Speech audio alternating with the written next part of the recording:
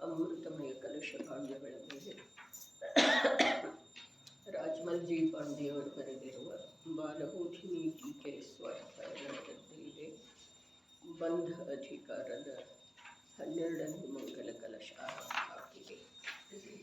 ರಾಧಯೋ ಬಂಧ ನಿಧಾನ ಮುಕ್ತ ತೇ ಶುದ್ಧ ಚಿನ್ಮಾತ್ರ ಮಹೋದೀತ ಆತ್ಮ ಪರೋ ಕಿಂ ತನ್ನಿಮಿತ್ತಂ ಇತಿ ಪ್ರಣುನಾ ಪುನರೇವ ಮಾಹು.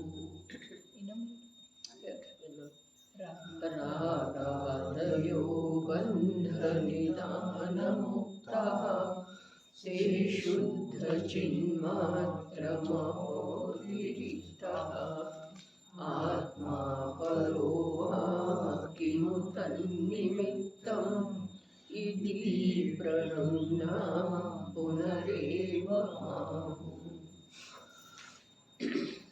ಪುನಃ ಏವಂ ಆಹು. ಪುನಃ ಶುದ್ಧ ವಸ್ತು ಸ್ವರೂಪದ ನಿರೂಪಣೆ ಮಾಡಲಾಯಿತು. ಆದಾಗ್ಯೂ ಪುನಃ ಏವಂ ಆಹು. ಗ್ರಂಥಕರ್ತೃಗಳಾದ ಭಗವಾನ್ ಕುಂದಕುಂದಾಚಾರ್ಯರು ಹೇಳುತ್ತಾರೆ, ಹೇಗಿದೆ? ಇತಿ ಪ್ರಣುನಃ. ಅತ್ಯಂತ ನಮ್ರತೆಯಿಂದ ಪ್ರಶ್ನಿಸಿದ ಮೇಲೆ ಹೇಗಿದೆ ಪ್ರಶ್ನೆಯ ರೂಪವು? ತೇ ರಾಗಾದಯಃ ಬಂಧ ನಿಧಾನಂ ಉಕ್ತಾಃ. ಓ ಸ್ವಾಮಿ, ತೇ ರಾಗಾದಯಃ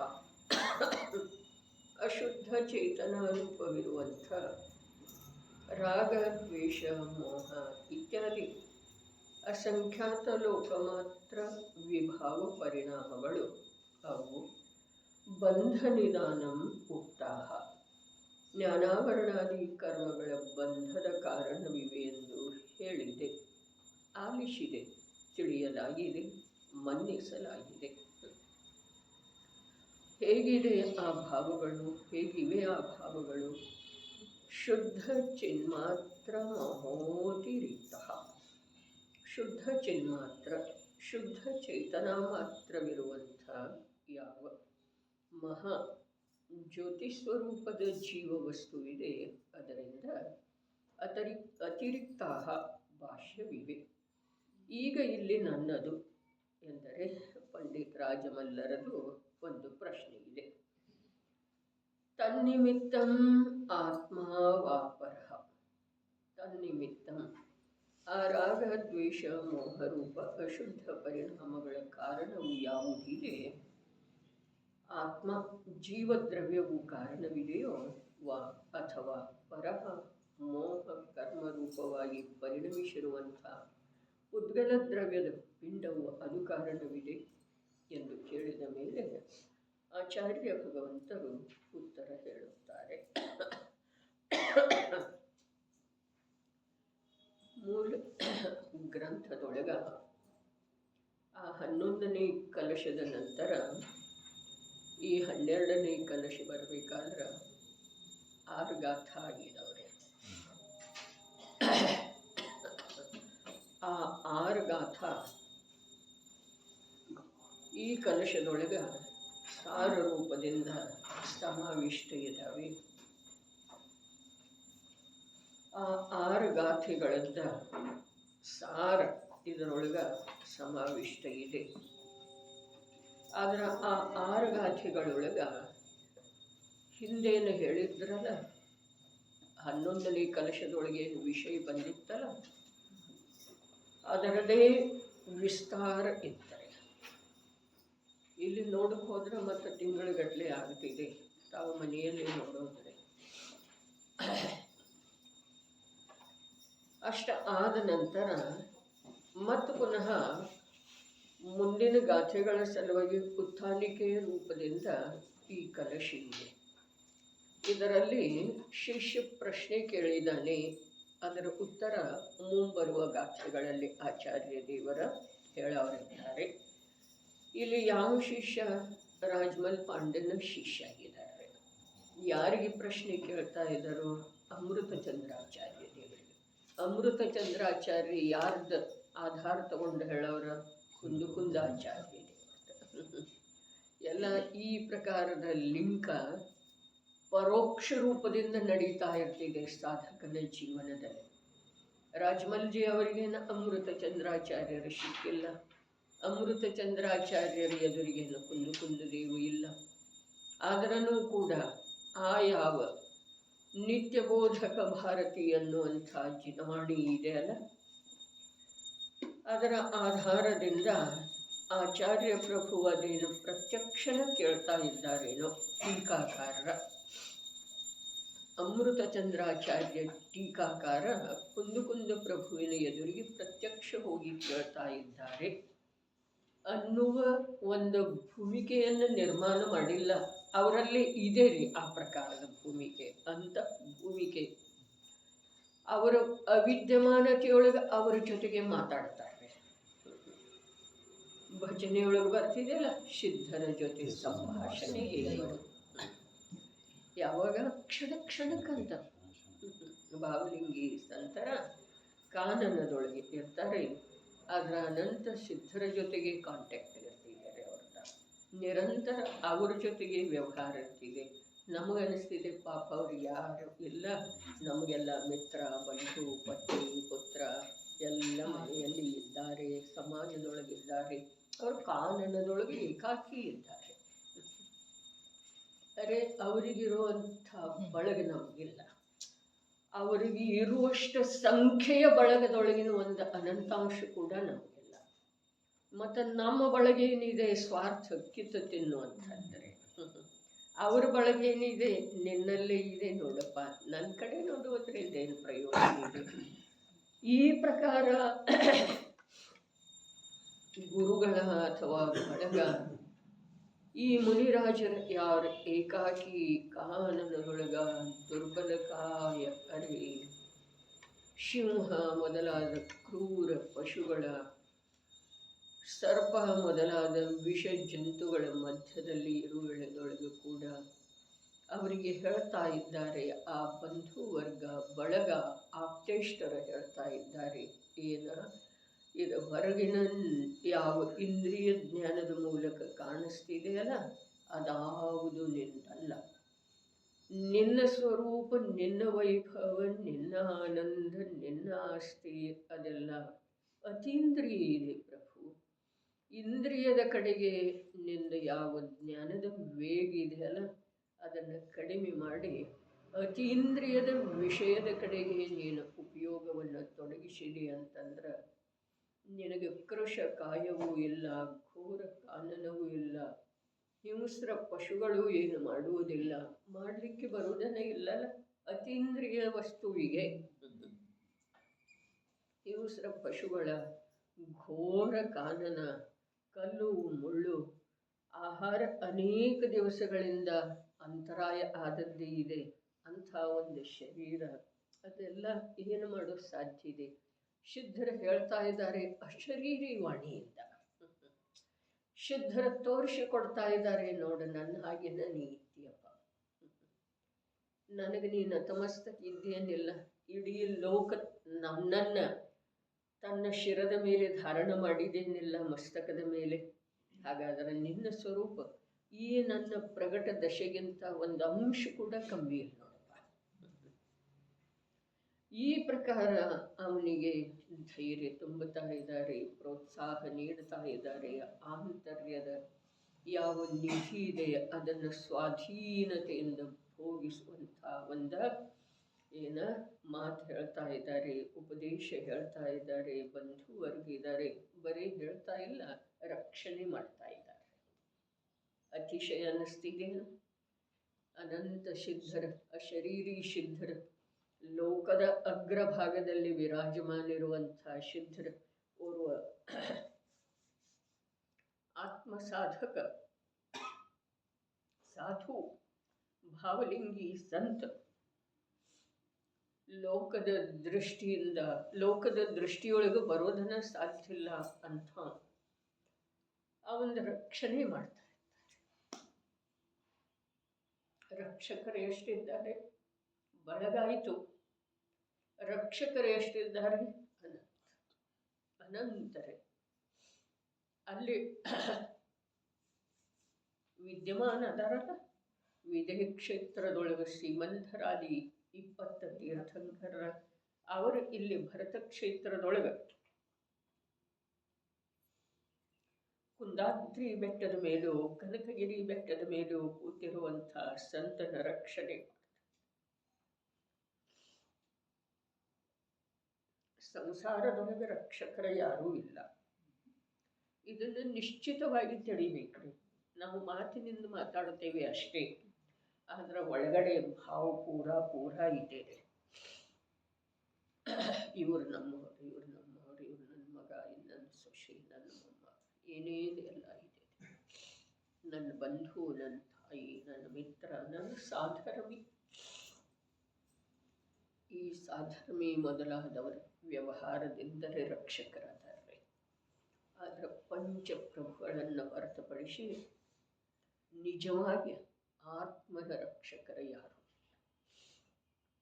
ಇವರು ವ್ಯವಹಾರದಿಂದ ಯಾಕಂತಂದ್ರೆ ಅದೇ ಪಂಚಪ್ರಭುವಿನ ಮಾರ್ಗವನ್ನು ನಂಬುವಂಥವ್ರು ಅದರಲ್ಲ, ಅದರ ಸಲುವಾಗಿ ಸಾಧರ್ಮಿಗಳು ಕೂಡ ಏನಾದರೂ ವ್ಯವಹಾರದಿಂದ ರಕ್ಷಕರಾದರು.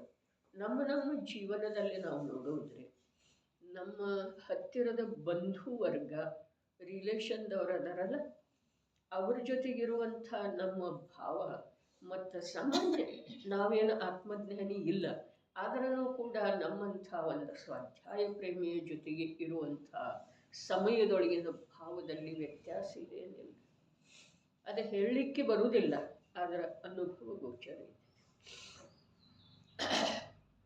ಈ ಪ್ರಕಾರ ಜೀವದ ಸಲುವಾಗಿ ಉಪಕಾರಕ ಯಾರಾದರೂ ಅದರು, ರಕ್ಷಕರು ಯಾರಾದರೂ ಅದರು. ಅರೆ ರಕ್ಷಕ ಶಬ್ದದ್ದನ್ನು ಪ್ರಯೋಗ ಶರಣು ಅಂತ ಹೇಳಿದೆಯಲ್ಲ, ಅರಹಂತೆ ಶರಣಂ ಪೌವಚ್ಚಾಮಿ, ಸಿದ್ಧೇ ಶರಣಂ ಪೌವಚ್ಚಾಮಿ. ಸಿದ್ಧರು ಎಲ್ಲದ? ಯಾವ ರೀತಿ ನಿನಗಾಶ್ರಯ ಕೊಡೋರವರು ಅವರಿಗೆ. ಅರೆ ಅವರು ಯಾವ ಪ್ರಕಾರದವರು ಅದಾರೋ ಪ್ರಗಟ, ಅದೇ ಪ್ರಕಾರ ನನ್ನ ಸ್ವರೂಪ ತ್ರಿಕಾಲಿ ಸ್ವರೂಪ ಆಂತರ್ಯದೊಳಗೆ ಇದೆ. ಅದರದ ಅನುಭೂತಿ ಪೂರ್ವಕ ಯಾರಿಗೆ ವಿಶ್ವಾಸ ಆಗಿದೆಯೋ ಅವರಿಗೆ ಆ ಸಿದ್ಧರ ಆಶ್ರಯ ನೀಡ್ತಾರೆ. ಸಿದ್ಧೇ ಶರಣಂ ಪೌವಚ್ಚಾಮಿ, ಸಾಹೂ ಶರಣಂ ಪೌವಚ್ಚಾಮಿ. ಯಾರಿಗೆ? ಯಾರಿಗೆ ಆತ್ಮ ಕಲ್ಯಾಣದ ಒಂದೇ ಒಂದು ಅಭಿಲಾಷೆ ಇದೆ, ಗುರಿ ಇದೆ, ಚತುರ್ಗತಿ ಭ್ರಮಣದೊಳಗೆ ಸುತ್ತಾಡುವುದದ್ದು ನಿಜವಾಗಿ ಪರಾಧೀನತೆ ಮತ್ತು ದುಃಖ ಲಕ್ಷ್ಯದೊಳಗೆ ಬಂದಿದೆ, ಅವರ ಆತ್ಮಾನುಭವ ಆಗಿರದಿದ್ರೂ ಕೂಡ ಅವರಿಗೆ ಸಾಧುಗಳ ಶರಣಭೂತ ಇದ್ದಾರೆ. ಇನ್ನು ಕೇವಲಿ ಪ್ರಣೀತ ಧರ್ಮಂತೂ ಅವರಿಗೆ ಮತ್ತು ಮೇಲಿನವರಿಗೆ ಕೂಡ, ಅರ್ಥಾತ್ ಆತ್ಮಾನುಭೂತಿ ಆಗಿರದವರಿಗೇನೋ ಆಗಿರುವಂಥವ್ರಿಗೇನೋ ಸ್ವಯಂ ಆತ್ಮನಲ್ಲಿ ಸ್ಥಿರ ಎಲ್ಲಿಯವರೆಗೆ ಆಗುವುದಿಲ್ಲ ಅಲ್ಲಿಯವರೆಗೆ ಕೇವಲಿ ಪ್ರಣೀತ ಧರ್ಮ ಏನಿದೆ, ಶರಣಭೂತ ಇದೆ, ಆಶ್ರಯಭೂತ ಇದೆ. ಏನು ಹೇಳ್ತಾರೆ ಇಲ್ಲಿ? ಪುನಃ ಏವಂ ಆಹು, ಶುದ್ಧ ವಸ್ತು ಸ್ವರೂಪದ ನಿರೂಪಣೆ ಮಾಡಲಾಯಿತು. ಶುದ್ಧ ವಸ್ತು ಸ್ವರೂಪದ ನಿರೂಪಣೆ ಮಾಡಲಾಯಿತು. ಎಲ್ಲಿ ಮಾಡಲಾಯಿತು? ಅವೇನು 6 ಗಾಥೆಗಳು ಬರ್ತವೆ. ಭಗವಾನ್ ಕುಂದಾಚಾರ್ಯ ದೇವರು ಇವತ್ತೇ ಹೋಗಿ ಸಾಧ್ಯ ಆದ್ರೆ ಆ ಗಾಥೆಯಲ್ಲಿರುವಂಥ ರಸಾಮೃತದ ಸೇವನೆ ಮಾಡೋದ್ರಿ, ಆಸ್ವಾದ ತಗೊಳ್ಳೋದು. ಭಗವಾನ್ ಕುಂದಾಚಾರ್ಯ ದೇವ ಯಾವ ಶುದ್ಧ ವಸ್ತು ಸ್ವರೂಪದ ನಿರೂಪಣೆ ಮಾಡಿದರೋ ಅದರೊಳಗಿರುವಂಥ ರಸ, ನಿಜ ರಸ ಹೊರಗೆ ಬರುವ ಹಾಗೆ ಅದರ ಆಸ್ವಾದನೆ ಮಾಡಲಾಯಿತು. ಆದಾಗ್ಯೂ ಪುನಃ ಗ್ರಂಥಕರ್ತೃಗಳಾದ ಭಗವಾನ್ ಕುಂದಾಚಾರ್ಯರು ಹೇಳುತ್ತಾರೆ. ಏನು ಹೇಳ್ತಾರೆ? ಹೇಗಿದೆ? ಇತಿ ಪ್ರಣುಮ್ನಾಹ, ಅರೆ ಹೇಗಿದೆ ಅಂಥೇಳಿ ಕೇಳೋರ ಅತ್ಯಂತ ನಮ್ರತೆಯಿಂದ ಪ್ರಶ್ನಿಸಿದ ಮೇಲೆ, ಅತ್ಯಂತ ನಮ್ರತೆಯಿಂದ ಏನು ಕೇಳಿದರು? ಹೇಗಿದೆ? ಏನು ಹೇಗಿದೆ?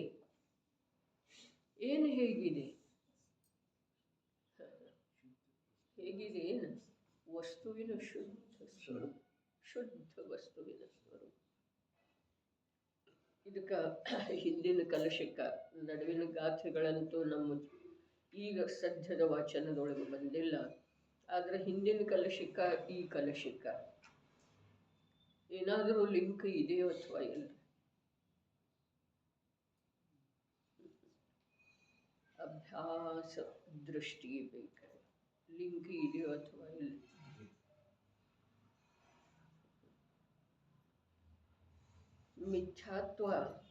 ಮಿಥ್ಯಾತ್ವದ ಭಾವ ಮತ್ತು ವ್ಯವಹಾರದ ಭಾವ ಏಕವಸ್ತು ಅದಾವೆ ಅಂತ ಹೇಳಿದರು. ಅದು ಹೇಳುವುದಕ್ಕಿಂತ ಮುಂಚೆ ಯಾವ ಸತ್ಯ ಅಸತ್ಯ ವ್ಯವಹಾರ ಇದೆ ಅದೆಲ್ಲವೂ ತ್ಯಾಜಿತ ಇದೆ, ನಾನು ಮನ್ನಿಸ್ತೇನೆ ಅಂಥೇಳಿ ಅಮೃತ ಚಂದ್ರಾಚಾರ್ಯ ದೇವರು ಹೇಳಿದ್ದಾರೆ. ತ್ಯಾಜಿತ ಬಿಟ್ಟು ಹೋಗಿದೆ. ಏನ ಸತ್ಯ ಅಥವಾ ಅಸತ್ಯ ರೂಪದ ಮನ ವಚನ ಕಾಯದ ಎಷ್ಟು ವಿಕಲ್ಪದವಲ್ಲ ಅವು ಎಲ್ಲ ಪ್ರಕಾರದಿಂದ ಬಿಟ್ಟು ಹೋಗಿದ್ದಾವೆ ಅಂಥೇಳಿ ನಾನು ಮನ್ನಿಸ್ತೇನೆ ಅಮೃತ ಚಂದ್ರಾಚಾರ್ಯ ದೇವರು. ಯಾಕೆ ಬಿಟ್ಟು ಹೋಗಿದ್ದಾವೆ? ಶುದ್ಧ ವಸ್ತು ಮಾತ್ರದ ಅನುಭವದಿಂದ. ಹಾಗಾದರೆ ಪ್ರಶ್ನೆ ಉದ್ಭವ ಆಗಿದೆ, ಏನ ಆ ಶುದ್ಧ ವಸ್ತು ಹೇಗಿದೆ? ಆ ವಸ್ತುವಿನ ಶುದ್ಧ ಸ್ವರೂಪ ಹೇಗಿದೆ? ಅದನ್ನು ಆಚಾರ್ಯ ದೇವರ 6 ಗಾಥೆಗಳಲ್ಲಿ ಹೇಳಿದ್ದಾರೆ. ಮತ್ತು ಪ್ರಶ್ನೆ, ಮತ್ತು ಅಲ್ಲಿ ಏನು ಹೇಳಿದರೂ ಮತ್ತು ಪ್ರಶ್ನೆ ಇದು ಹೇಗೆ ಉದ್ಭವ ಆಯಿತು? ಇದನ್ನು ಮನೆಯಲ್ಲಿ ಅಧ್ಯಯನ ಮಾಡಿ ಬರೋದ, ವಾಚನರೇ ಮಾಡಿ ಬರೋದ್ರಿ, ಅಧ್ಯಯನ ಇಲ್ಲದಿದ್ರೆ. ಹೇಗಿದೆ? ಇತಿ ಪ್ರಣುನ್ನಾಹ, ಅತ್ಯಂತ ನಮ್ರತೆಯಿಂದ ಪ್ರಶ್ನಿಸಿದ ಮೇಲೆ. ಹೇಗಿದೆ ಪ್ರಶ್ನೆಯ ರೂಪವು?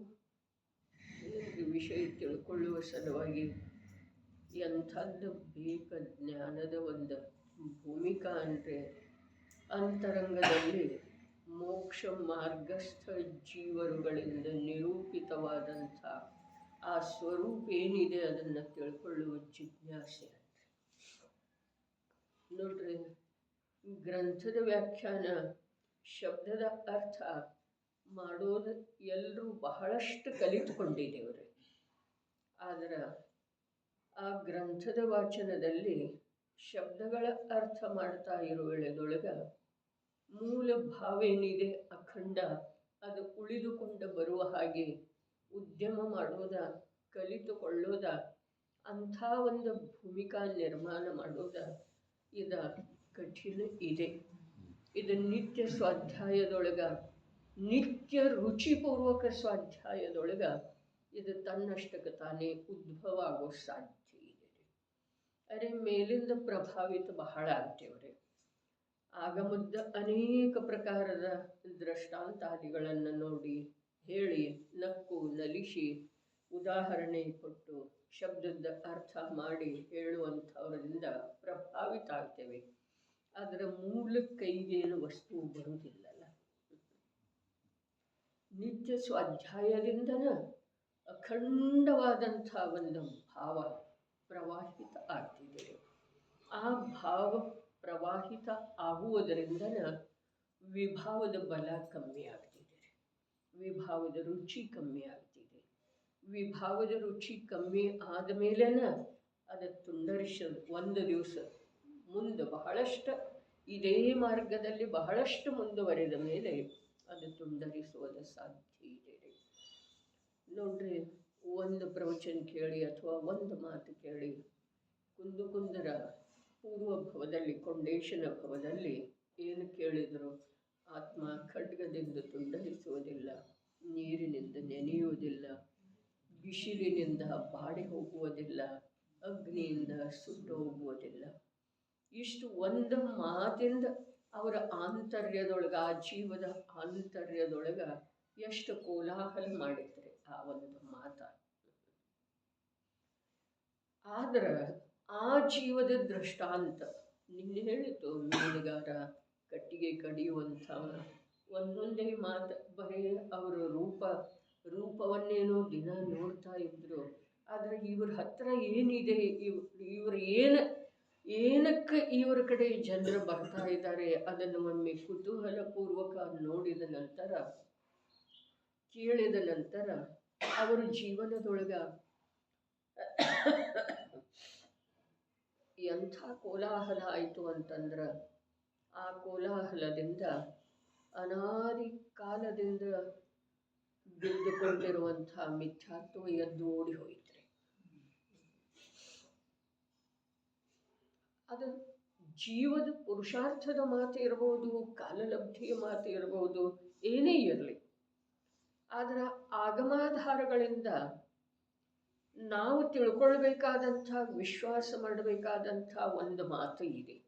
ಏನ? ಪಂಚಮ ಕಾಲದೊಳಗ ಅಲ್ಪ ಜ್ಞಾನಿ ಜೀವ, ಅಲ್ಪ ಬುದ್ಧಿ ಜೀವನ ಉತ್ಪನ್ನ ಆಗ್ತವೆ.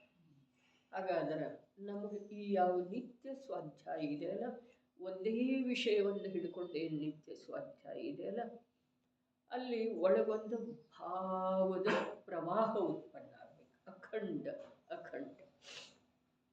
ಹಾಗೆ ಆಯಿತು ಅಂತಂದ್ರೆ ನಮ್ಮ ಜೀವನದೊಳಗ ಅವರೆಲ್ಲ ಏನು ಸಾಧಿಸಿದ್ರು ಅದನ್ನು ಸಾಧಿಸುವಂಥದ್ದು ಒಂದು ಪುರುಷಾರ್ಥ ಭವಿಷ್ಯದ, ನಿಕಟ ಭವಿಷ್ಯದೊಳಗೆ ಆಗೋ ಸಾಧ್ಯತೆ ಇದೆ. ಅದಕ್ಕೆ ಇಲ್ಲಿ ಇವು ಶಿಷ್ಯ ಪ್ರಶ್ನೆ ಅತ್ಯಂತ ನಮ್ರತೆಯಿಂದ ಕೇಳಿದ. ಪ್ರಣುನ್ನಃ, ಅತ್ಯಂತ ನಮ್ರತೆಯಿಂದ ಪ್ರಶ್ನಿಸಿದ ಮೇಲೆ ಏನು ಪ್ರಶ್ನೆ ಮಾಡಿದವ? ಪ್ರಶ್ನೆ ಏನು ಮಾಡಿದ ಅಂದ್ರೆ, ಆ 6 ಗಾಥೆಗಳಲ್ಲಿ ಶುದ್ಧ ವಸ್ತುವಿನ ಶುದ್ಧ ಸ್ವರೂಪದ ನಿರೂಪಣೆನೂ ಇದೆ, ಪ್ರಶ್ನೆಯೂ ಇದೆ. ಪ್ರಶ್ನೆ ಮಾಡಿದ ಮೇಲೆ ಹೇಗಿದೆ ಆ ಪ್ರಶ್ನೆಯ ರೂಪ? ಪ್ರಶ್ನೆಯ ರೂಪ ಹೇಗಿದೆ? ಅದೇ ತೇರಾಗಾದಯ ಬಂಧ ನಿಧಾನಂ ಉಕ್ತಾಹ.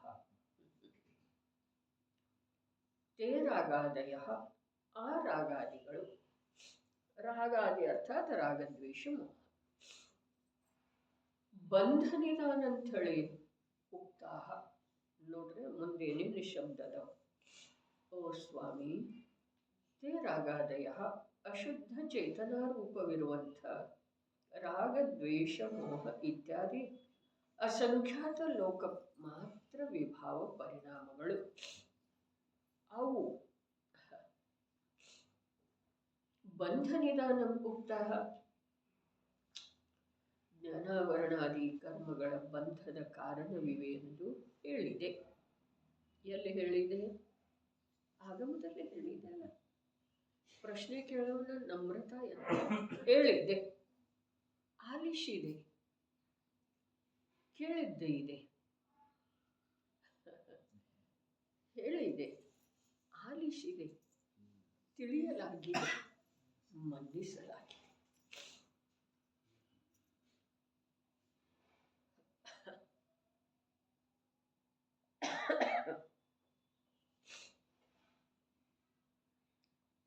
ಹೇಳಿದೆ ಅನ್ನೋದರ ಮೇಲೆ ಒತ್ತು ಕೊಟ್ಟಿಲ್ಲ. ಒತ್ತು ಯಾವುದರ ಮೇಲಿದೆ? ಹೇಳಿದೆ, ಆಲಿಸಲಾಗಿದೆ, ತಿಳಿಯಲಾಗಿದೆ, ಮನ್ನಿಸಲಾಗಿದೆ. ಪ್ರಶ್ನೆಯೊಳಗಿದೆ ಇದೆಲ್ಲ. ಪ್ರಭು, ಓ ಸ್ವಾಮಿ, ಆ ರಾಗಾದಿಗಳ ಬಂಧದ ನಿಧಾನ ಅದವು. ಯಾವ ರಾಗಾದಿ? ಅಸಂಖ್ಯಾತ ಲೋಕ ಪ್ರಮಾಣ ಯಾವ ಮೋಹರಾಗ ದ್ವೇಷಾದಿ ಅದಾವಲ್ಲ, ಅವೇನದವು? ಬಂಧದ ನಿಧಾನ ಅದಾವ ಅಂಥೇಳಿ ಹೇಳಿದೆ. ಅಷ್ಟಕ್ಕೆ ಮುಗಿಲಿಲ್ಲ. ಕೇಳಿದೆ, ಆಲಿಸಲಾಗಿದೆ, ಆಲಿಸಿದೆ, ತಿಳಿಯಲಾಗಿದೆ, ನನ್ನ ಬುದ್ಧಿಯಿಂದ ನಾನು ತಿಳ್ಕೊಂಡಿದ್ದೆ. ಅಲ್ಲಿ ಹೇಳಿದ್ದೆ ಅಂದ ಮೇಲೆ, ಅದನ್ನು ಕೇಳಿದೆ ನನ್ನ ಮೇಲೆ, ಅದನ್ನು ತಿಳ್ಕೊಂಡಿದ್ದೆ ನನ್ನ ಮೇಲೆ, ಅದನ್ನು ಮನ್ನಿಸಿದೆ. ತಪ್ಪಿದೆ ಅನ್ರಿ? ಅಲ್ಲಿ ಹೇಳಿರುವುದು ಅಸತ್ಯ ಅಲ್ಲ. ನಾನು ಕೇಳಿರುವುದ್ರೊಳಗೆ ಏನಾದರೂ ಅದರಲ್ಲಿ ಬೆರೆಸಿ ಕೇಳ್ಕೊಂಡಿದ್ದೇನೋ ಹೀಗಿಲ್ಲ. ತಿಳಿಯೋದ್ರೊಳಗೆ ಏನಾರ ತಪ್ಪು ಮಾಡಿದೇನೋ ಹೀಗಿಲ್ಲ. ತಿಳಿದು ಬಂದ ನಂತರ ಮನ್ನಿಸಲೇಬೇಕಲ್ಲ. ಇದು ಮನುಷ್ಯತೆ ಯಾವಾಗ್ರೆ? ತಿಳಿದ ಮೇಲೆ ಮನುಷ್ಯತೆ ಯಾವಾಗ? ಇಲ್ಲಂತೂ ಮನುಷ್ಯನ ಅಪೇಕ್ಷಾದಿಂದ ಇದು ಕಥನ ನಡೀತಿದೆ. ಅಲ್ಲಿ ಹೇಳಿದ್ದಿದೆ, ಕೇಳಿದ್ದಿದೆ, ತಿಳ್ಕೊಂಡದ್ದಿದೆ, ಮನುಷ್ಯತೆ.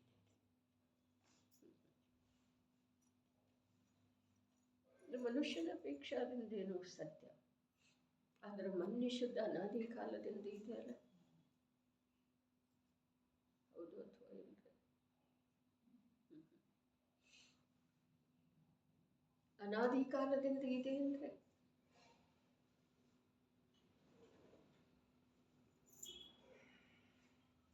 ರಾಗಾದಿಗಳ ಬಂಧದ ನಿಧಾನ ಅದಾವು ಅನ್ನೋದ ಅನಾದಿ ಕಾಲದ ಮನ್ನಣೆ ಇದೆ. ಈ ಒಂದು ಕಲಶದೊಳಗನೆ ಎಲ್ಲ ಹಿಂದಿನ ಮುಂದಿಂದೆಲ್ಲ ಹೇಳಿದ್ದಾರೆ, ಎಲ್ಲ ಹೇಳಿದ್ದಾರೆ. ಹೇಳಿದೆ, ಆಲಿಸಿದೆ, ತಿಳಿಯಲಾಗಿದೆ, ಮನ್ನಿಸಲಾಗಿದೆ. ಅತ್ಯಂತ ನಮ್ರತೆಯಿಂದ ಕೇಳ್ತಾ ಇದ್ದಾನೆ. ಪ್ರಶ್ನೆಯ ರೂಪ ಹೀಗಿದೆ. ಪ್ರಶ್ನೆ ಏನು ಕೇಳಿದ ಅದು ಗೊತ್ತಿಲ್ಲ. ಪ್ರಶ್ನೆಯ ರೂಪ ಹೀಗಿದೆ. ಏನ? ರಾಗಾದಿ ಬಂಧದ ನಿಧಾನ.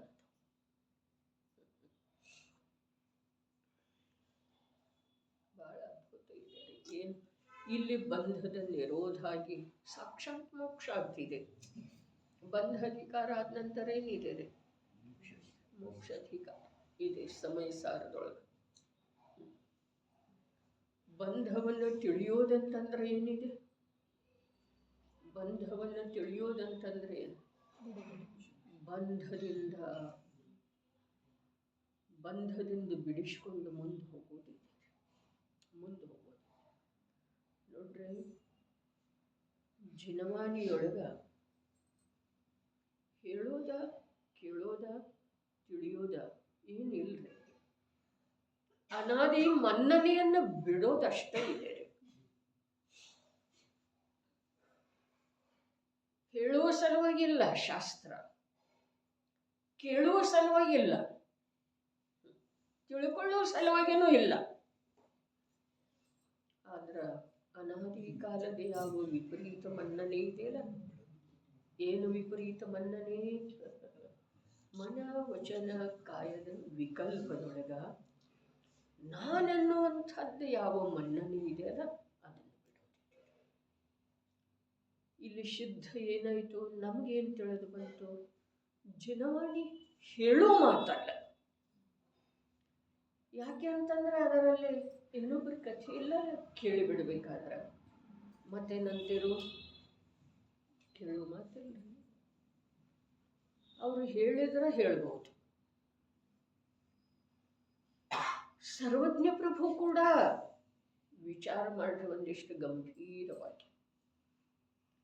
ಮುನಿರಾಜರಂತೂ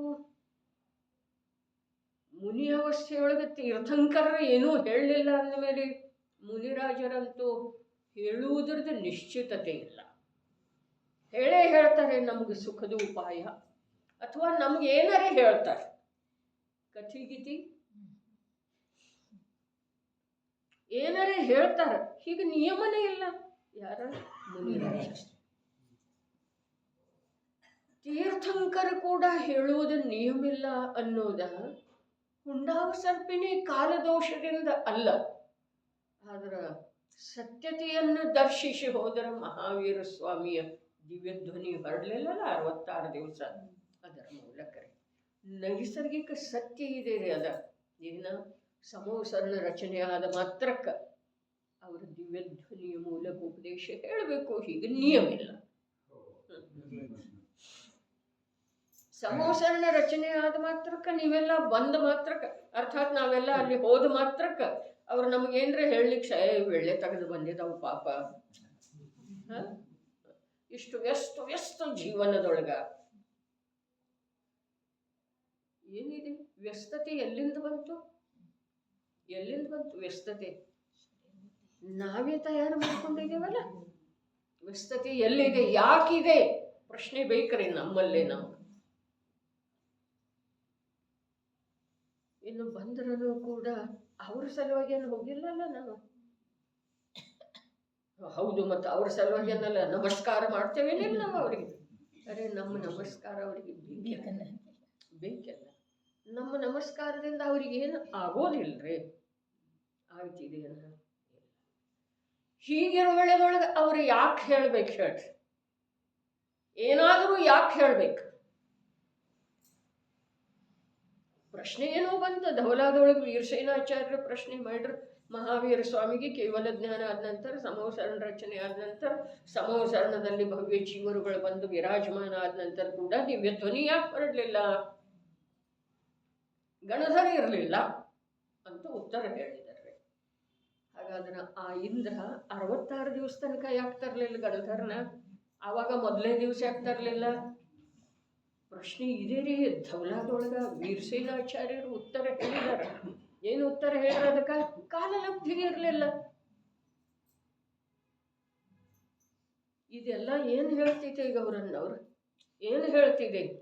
ನಮಗಿದು ಸಿಕ್ಕಿದೆ ಅಲ್ಲ, ಇದು ಎಷ್ಟು ಅಪೂರ್ವ ಇದೆ, ಅಮೂಲ್ಯ ಇದೆ, ಇದರ ಬೆಲೆ ಕಟ್ಟೋ ಸಾಧ್ಯ ಇಲ್ರಿ. ಇದೇನು ಎದುರಿಗಿದೆ ಅಲ್ಲ ಈ ಪೇಪರ್ ರೂಪದಿಂದ ವರ್ಣರಂಜಿತ ಮುದ್ರಿತ, ಅದರ ಬೆಲೆ ಮಾಡೋ ಸಾಧ್ಯ ಇಲ್ರಿ.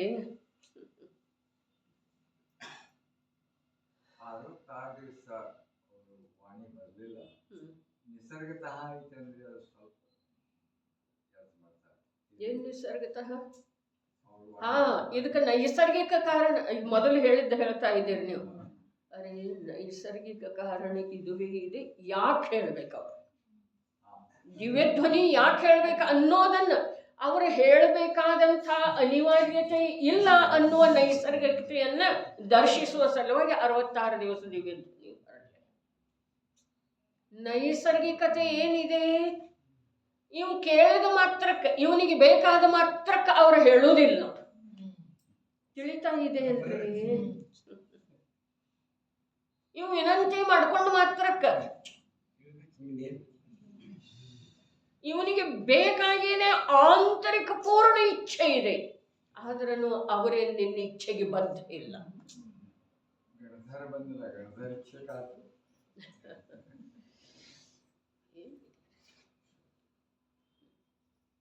ಪ್ರಶ್ನೆ ಹೀಗೆ ಅದಾವ. ಯಾಕೆ ಹೊರಡಲಿಲ್ಲ ದಿವ್ಯಧ್ವನಿ? ಗಣಧರ ಇರಲಿಲ್ಲ. ಹಾಗಾದ್ರೆ ಗಣಧರನ ಇಂದ್ರ ಆವತ್ತೇ ಯಾಕೆ ತರಲಿಲ್ಲ? ಪ್ರಶ್ನೆ ವಿಚಾರ ಮಾಡುವಂಥವದವ್ರಿ ಪ್ರಶ್ನೆ.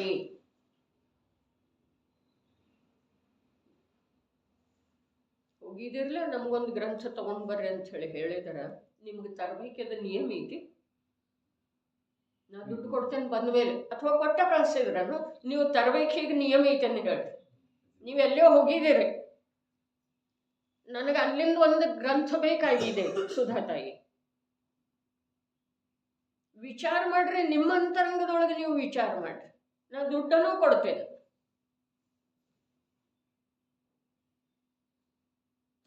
ತರುವುದಕ್ಕೆ ಬದ್ಧದಿರಿ ನೀವು?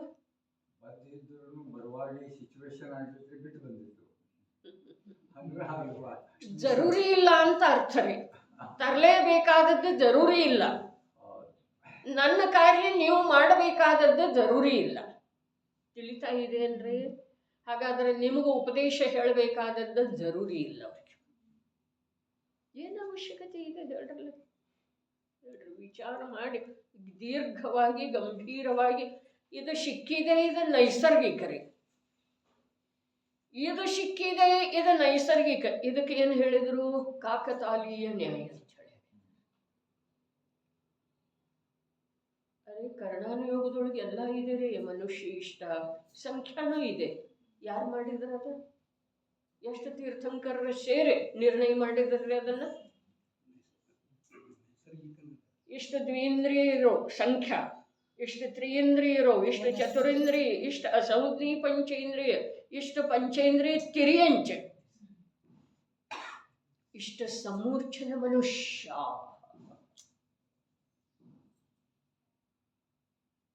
ಇವೆಲ್ಲ ನಿರ್ಣಯ ಇಷ್ಟು ಮನುಷ್ಯರ, ಇಷ್ಟು ದೇವಗಳ, ಇಷ್ಟು ನಾರಕಿಗಳ. ಅದೇ ಅಲ್ಲಿ ಕೂಡ ಸುವ್ಯವಸ್ಥೆ ಇದೆ ರೀ. ಹೆಚ್ಚಿನವ್ರು ಬರ್ಲಿಕ್ಕೆ ಅಲ್ಲಿ ಅವಕಾಶ ಇಲ್ಲ ನರಕದೊಳಗ. ತಡಿ ಅಂತ ಹೇಳ್ತಾರೆ, ಇಲ್ಲಿ ಜಾಗ ಖಾಲಿ ಆಗಿಲ್ಲ. ತಡಿ ಅಂತ ಹೇಳಿ ಹೇಳೋರು ಯಾರಿಲ್ಲ. ನೀ ಅಲ್ಲಿ ಹೋಗ್ಬೇಕಾದ್ರೆ ಅಲ್ಲಿಂದ ಜಾಗ ಖಾಲಿ ಆದ ನಂತರನ ಹೋಗೋದಿದೆ. ಎಲ್ಲಿ ಹೋಗೋದಿದೆ ಅಲ್ಲಿ. ಅದರ ಸಲುವಾಗಿ ಮರಣ ನಮ್ಮ ಕೈಯೊಳಗಿಲ್ಲ. ನಾ ಸತ್ತು ಹೋಗ್ತೇನೆ, ಸತ್ತು ನೀ ಎಲ್ಲಿ ಹೋಗಂಗಿದೆ ಅಲ್ಲಿ ನಿಂಗೆ ಜಾಗ ಬೇಕೇನು ಬೇಡ? ಸಾಕಾಗಿತ್ತು ನನಗೆ. ಅದೇ ನಿಂಗೆ ಸಾಕಾದ್ರೂ ಬಿಡುಗಡೆ ಇಲ್ಲ. ರೋಗದಿಂದ, ದಾರಿದ್ರ್ಯದಿಂದ, ಅವಮಾನದಿಂದ, ಪುನಃ ಪುನಃ ಅಪಯಶದಿಂದ ಸತ್ತು ಹೋಗ್ಬೇಕಂತಂದ್ರೆ ಯಾವ ಆತ್ಮಘಾತ ಮಾಡ್ಕೊಳ್ತಾನಲ್ಲ ಅವನು ಕಾಲು ಬಂದ ಮೇಲೆ ಮಾಡ್ಕೊಳ್ತಾನೆ. ಕಾಲು ಬರೋಕ್ಕಿಂತ ಮೊದಲು ಮಾಡ್ಕೊಳ್ಳೋದಿದ್ರೆ ಅಂಥೇಳಿ ಅಕಾಲ ಮರಣವಿ ಸ್ವಕಾಲದಲ್ಲೇ ಅಂಥೇಳಿ ಹೇಳ್ತಾರೆ. ಎಲ್ಲ ನೈಸರ್ಗಿಕ. ಈಗ ನಮ್ಮದು ನಡೆದದ್ದು ಇದೇ ಈ ಜಿನವಾಣಿಗೆ ಸಂಬಂಧಿಸಿದ ಹಾಗೆ. ಈಗ ಇದರ ವಿರುದ್ಧವಾಗಿ ನಾವಿಲ್ಲಿ ವಿಚಾರ ಮಾಡಿದರೆ ನಮಗೆ ಜಿನವಾಣಿ ಉಪಲಬ್ಧನೂ ಇದೆ, ತಿಳಿಯುವ ಇಚ್ಛೆನೂ ಇದೆ, ಪ್ರಯತ್ನನೂ ಮಾಡ್ತಾ ಇದ್ದೇವೆ, ತಿಳಿದಕ್ಕೆ ಬರ್ತಾ ಇಲ್ಲ. ನಾವು ಮಾಡಿದ ಪ್ರಯತ್ನಕ್ಕೆ ಅದು ಆಗೇ ಆಗಬೇಕು ಹೀಗೆ ನಿಯಮ ಇಲ್ಲ. ಪರದೊಳಗಲ್ಲ, ನನ್ನಲ್ಲೇ ರೀ. ಹಾಗಾದ್ರೆ ಏನೂ ಮಾಡೋದು ಸಾಧ್ಯ ಇಲ್ಲ, ಏನೂ ಮಾಡೋದು ಸಾಧ್ಯ ಇಲ್ಲ. ನಾಳೆ ಬರ್ತಿದೆಯಲ್ಲ ಕ್ರಮಬದ್ಧ ಪರ್ಯಾಯ. ಈಗನೂ ಬಂದದ್ದಿದೆ, ಕಾವ್ಯ ರೂಪದಿಂದ ಬಂದಿತ್ತಲ್ಲ. ಅದನ್ನು ಹಾಡಿದ್ದು ಆಯಿತು, ಅಂದದ್ದು ಆಯಿತು, ಬೇಕಾದಷ್ಟು ಮಜಾ ಮಾಡಿದ್ದು ಆಯಿತು. ಮಜಾ ಅಂದರೆ ಆನಂದ ಅಲ್ರಿ, ಏನು ಅಂದ್ರೆ. ಆದ್ರೆ ಅದರ ವಿಷಯ ಎಷ್ಟು ತಿಳಿಯುತ್ತೆ, ಉಪಯೋಗ ಎಷ್ಟಾಯಿತು ಜೀವನದೊಳಗೆ ಅದರದ್ದು. ಬಾಯಿಲೆ ಬೇಕಾದ್ರೆ ಅಂದಿರ್ಬೋದು, ಸಮಯ ಬರದ ವಿನಃ ಆಗುವುದಿಲ್ಲ ಅಂತ ಹೇಳಿ. ತಾನಾಗೆ ಆಗೀತು, ಅದನ್ನ ಯಾರು ಮಾಡಿಲ್ಲ. ಇದೆಲ್ಲ ಅನ್ಬಹುದ್ರಿ ವಚನಗಳನ್ನ. ಆದ್ರೆ ಆ ವಚನದ ಹಿಂದ ನಮ್ಮತನ ಏನಿದೆ ಅದಕ್ಕೆ ನೋಡ್ರಿ. ಈ ನಿಮಿತ್ತ ನೈಮಿತ್ತಿಕ ಅದಕ್ಕೆ ಬಹಳ ದಿವಸದಿಂದ ಬಹಳ ಬಾರಿ ಹೇಳಿದ್ದೈತಿ, ಬಹಳ ದಿವಸದ ಹಿಂದೆ ಹೇಳಿದ್ದೈತಿ ಬಹಳ ಬಾರಿ. ಏನ? ಯೋಗ್ಯತೆ ಮತ್ತು ಯೋಗ ಶಬ್ದ ಅವೇ ಇದ್ದು ರೀ. ಯೋಗ್ಯತೆ ಮತ್ತು ಯೋಗ. ಇದು ಯೋಗ ಇದೆ, ಇಲ್ಲಿ ಯೋಗ್ಯತೆ ಇದೆ. ಎರಡೂ ಇದ್ದ ನಂತರ ಅದೇ ಆಗಮದೊಳಗೆ ಹೇಳಿದ್ರ ಧಾರಣಾ ಜ್ಞಾನ ಆದ ನಂತರ ಕೂಡ ಸಮ್ಯಕ್ ಜ್ಞಾನ ಆಗೋದು ನಿರ್ಣಯ ಇಲ್ಲ. ಧಾರಣಾದವರೆಗೆ ಹೋಯ್ತಿದೆ, ಅದು 8 ಭವಗಳವರೆಗೆ ಉಳಿತಿದೆ, ಈ ಮಾತು ಸತ್ಯ. ಆದ್ರೆ ಆ ಧಾರಣಾ ಜ್ಞಾನದ ಮೂಲಕ ನಿನಗೆ ಸಮ್ಯಕ್ ದರ್ಶನ ಆಗೇ ಆಗ್ತಿದೆ ಅನ್ನೋ ಭರವಸೆ, ನಿಶ್ಚಿತತೆಯನ್ನ ಯಾರೂ ಕೊಡಲಿಲ್ಲ. ಯಾಕೆ? ವಸ್ತು ಸ್ವರೂಪದೊಳಗೆ ಹಾಗೆ ಇಲ್ಲ. ಇಲ್ಲಿ ಹೇಳ್ತಾ ಇದ್ದಾರೆ, ಹೇಳಿದೆ, ಆಲಿಸಿದೆ, ತಿಳಿದುಕೊಳ್ಳಲಾಗಿದೆ, ಮನ್ನಿಸಿದೆ. ಏನು ಮನ್ನಿಸಿದೆ? ತಿಳಿದದ್ದನ್ನು ಮನ್ನಿಸಿದೆಯೋ, ಹೇಳಿದ್ದನ್ನು ಮನ್ನಿಸಿದೆಯೋ, ಕೇಳಿದ್ದನ್ನು ಮನ್ನಿಸಿದೆಯಾ? ಶಬ್ದ ಏನದವ್ರೆ? ಹೊಸ ಕಲಶ ಶುರುವಾದ ನಂತರ ಒಂದು ಸ್ವಲ್ಪ ಏನಾಗ್ತಿದೆ, ಕಠಿಣ ಇರ್ತಿದೆ. ದಿನ ಹೋದ ಹಾಗೆ ಅದು ಸ್ವಲ್ಪ ಏನಾಗ್ತಿದೆ, ವಿಷಯ ಸಡ್ಲ್ ಆಗ್ತಿದೆ. ಏನು? ಅತ್ಯಂತ ವಿನಮ್ರತೆಯಿಂದ ಪ್ರಶ್ನಿಸಿದ ಮೇಲೆ ಪ್ರಶ್ನೆಯ ರೂಪ ಏನಿದೆ? ಏನು ಪ್ರಶ್ನೆ ಮಾಡಿದನ್ನು ಹೇಳಲ್ಲ. ಪ್ರಶ್ನೆ ಏನ? ವಿನಮ್ರತೆಯಿಂದ ಅನ್ನೋದು ನಾವು ಒಪ್ಪಿಟ್ಟೆವು. ಆದ್ರೆ ಪ್ರಶ್ನೆ ಏನಿದೆ ಅನ್ನೋದು ಹೇಳ್ರಲ್ಲ. ಪ್ರಶ್ನೆ ಏನಿದೆ ಅನ್ನೋದು ಹೇಳಿದ್ರೇನ್ರಿ ಇಲ್ಲಿ? ಪ್ರಶ್ನೆಯ ರೂಪ ಹೇಳಿದ. ಅದರೊಳಗೂ ಏನ್ರಿ ಇದೆ ಅಲ್ಲ, ಪ್ರಶ್ನೆಯ ರೂಪ ಹೇಗಿದೆ ಅಂತ ಕೇಳ್ತಾ ಇದ್ದಾರೆ.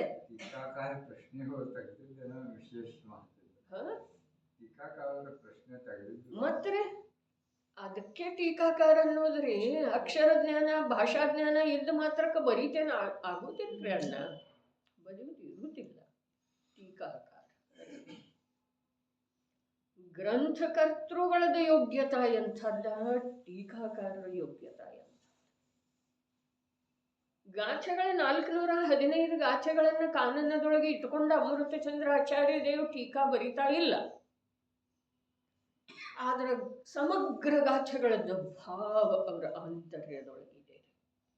ಜ್ಞಾನ ಎಷ್ಟು ವಿಶಾಲ್ರಿ, ನಮ್ಮ ಜ್ಞಾನ ಎಷ್ಟು ಎಷ್ಟು ಎಷ್ಟು ಅಲ್ಪ ಆದದ್ದು ಇದೆ, ಎಷ್ಟು ತೀರ ತೀರ ಅಂತಂದ್ರ ಅಲ್ಲೇನು ಹೇಳಿದ್ರಲ್ಲ ಅಕ್ಷರದ ಅನಂತವ ಭಾಗ ಅಂಥೇಳಿ, ನಿಜವಾಗಿ ಅಷ್ಟೇ ಇದೆ ರೀ ನಮ್ಮ ಜ್ಞಾನ. ಅನಂತವ ಭಾಗ ಅಂದ್ರೆ ಏನು? ಅಕ್ಷರ ಇದ್ದದ್ದು ಕ್ಷರ ಆಗಿ ಹೋಗಿಲ್ಲ, ನಾಶ ಆಗಿ ಹೋಗಿಲ್ಲ, ಅಷ್ಟು ಉಳಿದಿದೆ ರೀ. ಆದ್ರೆ ಅದರಿಂದ ಏನ್ ಲಾಭ ನಡೆದದ್ದು ಇದೆ? ಏನಾಗ್ತಾ ಇದೆ ಕಾರ್ಯ? ನಾಶ ಆಗಿ ಹೋಗಿಲ್ಲ, ಅಷ್ಟ ಅಕ್ಷರ ನಾಶ ಆಗಿ ಹೋಗಿಲ್ಲ. ಅಕ್ಷರ ಅಂತಂದ್ರೆ ಈ ಅಕ್ಷರ ಸಂಪೂರ್ಣ ನಾಶ ಆಗಿ ಹೋಗಿಲ್ಲ, ಅನಂತದೊಳಗಿನ ಒಂದು ಭಾಗ ಉಳಿದಿದೆ.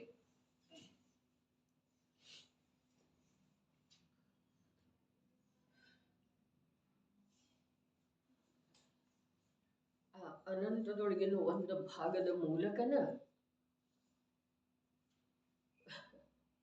ಆ ಅನಂತದೊಳಗಿನ ಒಂದು ಭಾಗದ ಮೂಲಕನ, ಒಂದು ಅಂಶದ ಮೂಲಕನ ಇದ ಅಂಶಿಯನ್ನು ಗ್ರಹಣ ಮಾಡಬಹುದಾಗಿದೆ.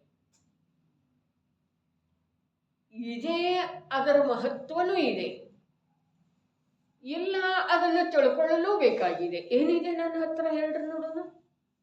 ಜೀವದ ಹತ್ರ, ಅರೂಪಿ ಚಿನ್ಮಾತ್ರ ವಸ್ತುವಿನ ಹತ್ರ, ಶುದ್ಧ ವಸ್ತುವಿನ ಹತ್ರ, ಯಾವ ವಸ್ತುವಿನ ಸ್ವರೂಪ ಶುದ್ಧ ಇದೆಯೋ ಆ ವಸ್ತುವಿನ ಹತ್ರ ಏನಿದೆ?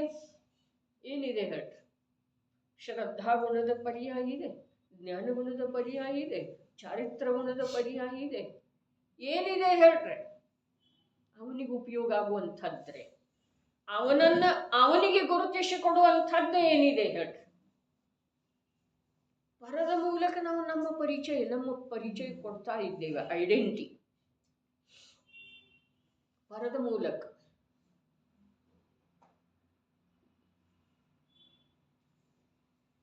ಎಲ್ಲಿ ಹೋಗ್ತೇವೋ ಅಲ್ಲಿ ಆ ಪ್ರಕಾರದ ಪರಿಚಯ ಕೊಡ್ತೇವೆ.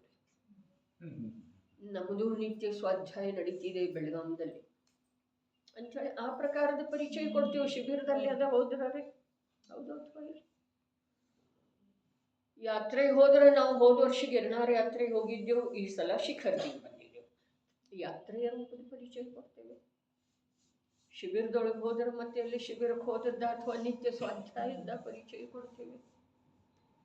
ನಮ್ಮ ಸ್ವಂತದ ಪರಿಚಯ ನಮಗೆ ಇಲ್ಲ ಅಂದಮೇಲೆ ಇನ್ನೊಬ್ಬರಿಗೆ ಪರಿಚಯ ಕೊಡುವುದ್ರೆ ನಾನು ಶುದ್ಧ ಚೈತನ್ಯ ಮಾತ್ರ ವಸ್ತು ಇದ್ದೇನೆ ಅನ್ನುವುದರ ಸಲುವಾಗಿ ನಮ್ಮ ಹತ್ರ ಏನಿದೆ ಹೇಳಿ?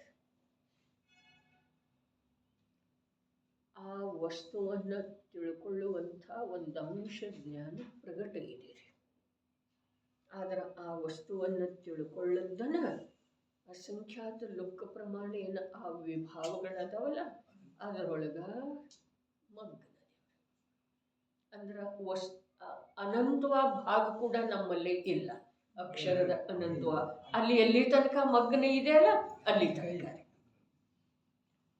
ಇದೆ ಅಂತ ಹೇಳಿ ಯಾತಕ್ಕೆ ಹೇಳಿರು? ಇದರ ಮೂಲಕನ ಅನೇಕ ಜೀವರುಗಳು ಮಾಡ್ಕೊಂಡಿದ್ದಾರೋ, ನೀ ಮಾಡ್ಕೊಂಡ್ರೆ ಇದರ ಮೂಲಕನ ಇದೆ. ಅದರ ಸಲುವಾಗಿ ಹೇಳಿದ್ರು ಅಕ್ಷರದೊಳಗಿನ ಅನಂತವ ಭಾಗ. ನಿಗೋಧದಲ್ಲಿ ಅಷ್ಟೇ ಅಲ್ಲ, ಇಲ್ಲೇ ರೀ ಆಗಮದಿಂದ ವಿರುದ್ಧ ಹೇಳ್ತಾ ಇದ್ದೇನೇನ. ವಿಚಾರ ಅದಕ್ಕೆ ಮಾಡ್ರಿ ಅಂತ ಹೇಳಿ ಹೇಳಿದ್ದು ಇದೆ. ಮಾಡೋದಿದೆ ವಿಚಾರ ರೀ.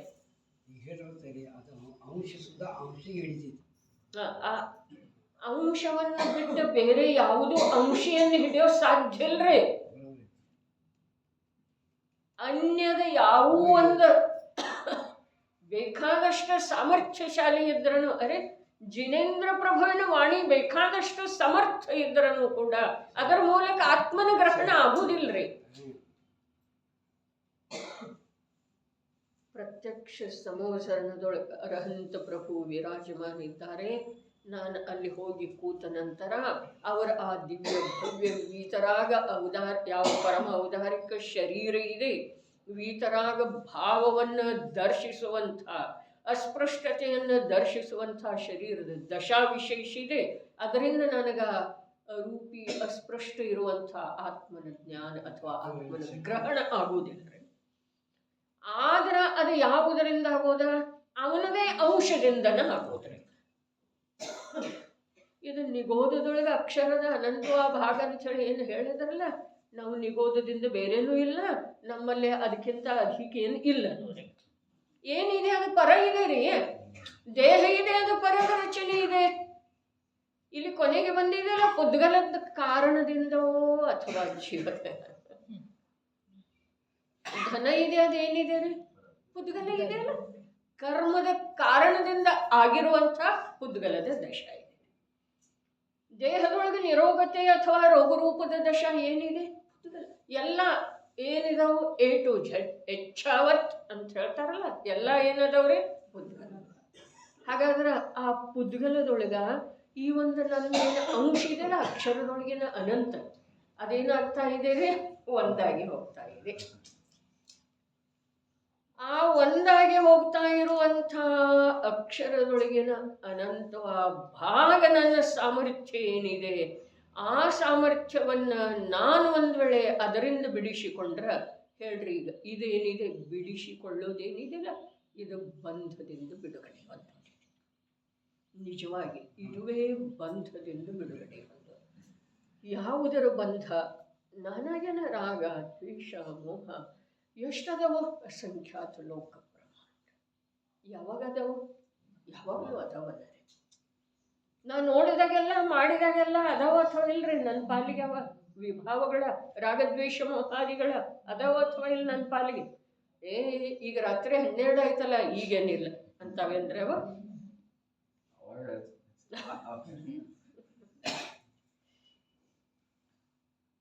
ಬಸ್ತಿಗೆ ಹೋಗಿದ್ದೆ ನಾ, ಬಸ್ತಿಗೆ ನೀ ಬರಬೇಡಿ ಈಗ, ನಿಸ್ಸಹಿ ನಿಸ್ಸಹಿ ಅಂದವಾದೂರಿ. ಅರೆ ಅನ್ನೋದನ್ನು ಕೃತ್ರಿಮ, ಯಥಾ ಪ್ರಕಾರ ಅನ್ನೋದ್ರಿ. ನಿಸ್ಸಹಿ ನಿಸ್ಸಹಿ, ಓಂ ಜೈ ಜೈ ಜೈ ಜೈ ಜೈ ನಮೋ ಅರ್ಹಂತ ನಮ್. ಎಲ್ಲಿ ಜಯ ಐತ್ರಿ? ಓಂ ಜೈ ಜೈ ಮಂದಿರದೊಳಗೆ ಹೋದ ಕೂಡಲೇ ಓಂ ಜೈ ಜೈ ಜೈ 3 ಬಾರಿ ಅಂತೇವ್ರಲ್ಲ, ನಿಸ್ಸಹಿ 3 ಬಾರಿ ಅಂದೇವು, ಆಮೇಲೆ ಓಂ ಜೈ ಜೈ ಜೈ ಅಂತೀವ್ರಿ. ಓಮಕ್ಕೆ ಜಯಕಾರ ಆಯ್ತನ? ಓಂ ನಮ್ಮ ದೃಷ್ಟಿಯೊಳಗೆ ಜಯವಂತ ಆಯ್ತನ? ಅರೆ ಬರೀ ನಾಲಿಗೆದು ಉಚ್ಚಾರಣೆ ಇದೆ ರೀ, ಅದು ನಿನ್ನ ಕಾರ್ಯ ಅಲ್ಲವೇ ಅಲ್ಲ, ನನ್ನ ಕಾರ್ಯ ಅಲ್ಲವೇ ಅಲ್ಲದ ಪರದ್ರವ್ಯಂತ ಇದೆ. ಎಷ್ಟೆಷ್ಟು ಆಳಕ್ಕೆ ಹೋಗ್ತೀವಿ ಅಷ್ಟಷ್ಟು ಏನಿದೆ? ದೋಷವೇ ದೋಷ, ಅಂಧಕಾರವೇ ಅಂಧಕಾರ, ಅಂಧಕಾರವೇ ಅಂಧಕಾರ. ಮತ್ತು ಮೆರವಣಿಗೆ ಹೊರಗೆ ಎಷ್ಟಿದೆ ರೀ? ನನಗಿಂತ ಶ್ರೇಷ್ಠ ಯಾರ ಇಲ್ಲವೇ ಇಲ್ಲ, ಅರ್ಹಂತರಿಗಿಂತನೂ ರೀ. ಯಾಗನ್ನು ನಮ್ಮಲ್ಲೇ ನಾವು ನೋಡ್ಕೊಳ್ಳೋದು ಅಂಥೇಳಿ ಅರ್ಹಂತರ ಸನ್ನಿಧಿಗೆ ಹೋದ ನಂತರ ಕೂಡ ನಮ್ಗೆ ಯಾವ ಭಯ ಭೀತಿ ಇಲ್ಲ ರೀ. ಯಾಕೆ? ಅವ್ರಿಗಿಂತ ನಾವು ಹೆಚ್ಚನ ಅದೇವ್ರಿ. ಅಲ್ಲಿ ಹೋದ್ವಿ, ಇಲ್ಲಿ ಬಂದನಲ್ಲೇ ಎಲ್ಲ ಕಡೆ ನಾವು ಹೆಚ್ಚನ್ನದೆ. ನಮ್ಮ ಸ್ವರೂಪದೊಳಗೆ ನಾವು ಇಲ್ಲ, ಅದಷ್ಟು ಬಿಟ್ಟು ಉಳಿದ ಎಲ್ಲ ಕಡೆ ನಾವು ಅದೇವು. ಅದನ್ನೇ ಅಸಂಖ್ಯಾತ ಲೋಕ ಪ್ರಮಾಣ. ಈಗೇನಾಯಿತು? ಅದಕ್ಕಿಂತ ಹಿಂದಿನ ಕಲಶದೊಳಗೆ ಏನು ಹೇಳಿದರು? ಇವು ಮಾಡದೇ ಇರುವಂಥ ಭಾವ ಲೋಕದೊಳಗೆ ಯಾವುದೂ ಉಳಿದಿಲ್ಲ. ಒಂದು ನಾ ದೇವದನ್ನೋ ಭಾವ ಎಷ್ಟು ಬಾರಿ ಮಾಡಿದನ್ರಿ, ನಾ ಮನುಷ್ಯದನ್ನೋ ಭಾವ ಈ ಭಾವದೊಳಗೆ ಎಷ್ಟು ಬಾರಿ ಮಾಡಿದನ್ರಿ, ಎಷ್ಟು ಬಾರಿ ನಿರಂತರ ನಡೆದದ್ದನೇ ಇದೆ, ನಿರ್ವಿಕಲ್ಪ ರೂಪದಿಂದ ನಡೆದದ್ದನೇ ಇದೆ. ಮತ್ತು ಆ ಅಭ್ಯಾಸ ಹೋಗಿ ಇನ್ನೊಂದು ಭಾವ ಧಾರಣ ಮಾಡ್ತಾನಲ್ಲ, ಆವಾಗ ಆ ಅಭ್ಯಾಸ ಸಂಪೂರ್ಣ ಹೊರಟು ಹೋಗಿ ಆ ಯಾವ ಭಾವ ಧಾರಣ ಮಾಡ್ತಾನೆ ಆ ರೂಪದ ಅನುಭವ ಮಾಡ್ತಾನೆ. ಅಂದರೆ ಇವು ಎಷ್ಟು ವಿಚಕ್ಷಣ ಬುದ್ಧಿಶಾಲಿ ಅದನ್ನು ಎಷ್ಟು ಬೇಗ ಬಣ್ಣ ಬದಲಾಯಿಸ್ತಾನೆ.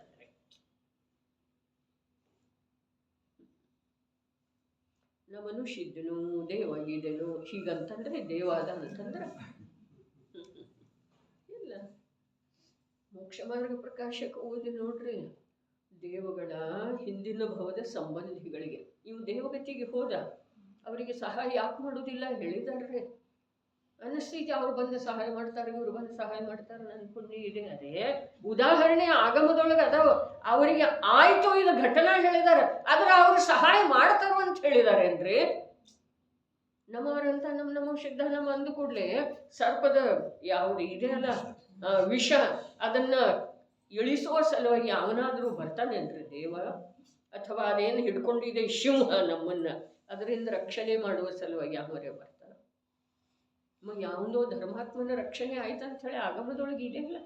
ಅರೆ ಆನಂದ ಘಟನೆ ಹೇಳಿದ್ದಾರೆ, ಹೀಗೆ ಆಗ್ತಿದೆ ಅಂತ ಹೇಳಿ ಎಲ್ಲಿ ಹೇಳಿದಾರ್ರೆ?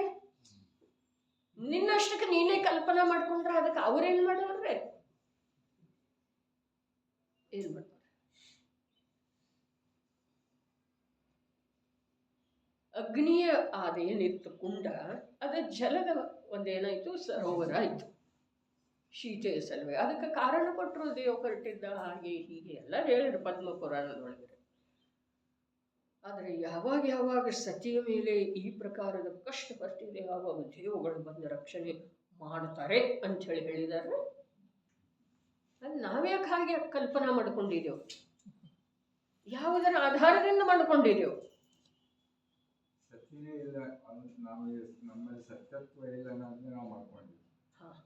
ಸತ್ಯತ್ವ ಇಲ್ಲ ಅಂತ ಹೇಳಿ ಅಸತ್ಯದ ಗ್ರಹಣ ಯಾವ ಬೇಕಾದ ಮಾಡಬಹುದ್ರಿ ನಾವು. ಅಸತ್ಯದ ಗ್ರಹಣ ನೋಡ್ರಿ, ಅಸತ್ಯದೊಳಗನೆ ನಿಂತಿರೋ ಬರೇ ಅಸತ್ಯನ ಮಾತಾಡೋರಿಗೆ ಇನ್ನೊಂದು ಅಸತ್ಯ ಮಾತಾಡ್ಲಿಕ್ಕೆ ಏನ್ರಿ ಹೆದರಿಕೆ ಆಗ್ತಿದೆ?